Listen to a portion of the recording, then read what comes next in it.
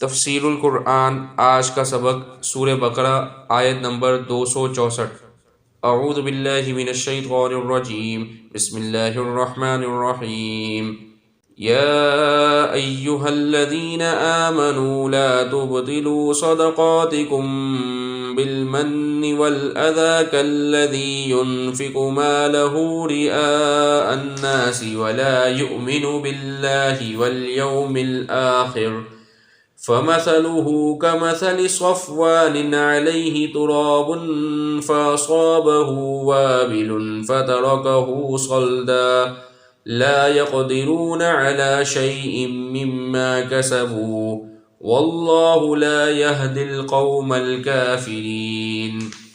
ترجمہ: اے ایمان والو، اپنے صدقات کو احسان جتلا کر اور تکلیف پہنچا کر اس شخص کی طرح ضائع مت کرو جو اپنا مال لوگوں کو دکھانے کے لیے خرچ کرتا ہے اور اللہ اور یوم آخرت پر ایمان نہیں رکھتا۔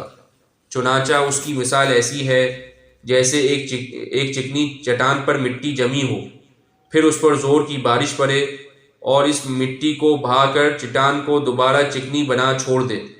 ایسے لوگوں نے جو کمائی کی ہوتی ہے وہ ذرا بھی ان کے ہاتھ نہیں لگتی، اور اللہ تعالیٰ کافروں کو ہدایت تک نہیں پہنچاتا۔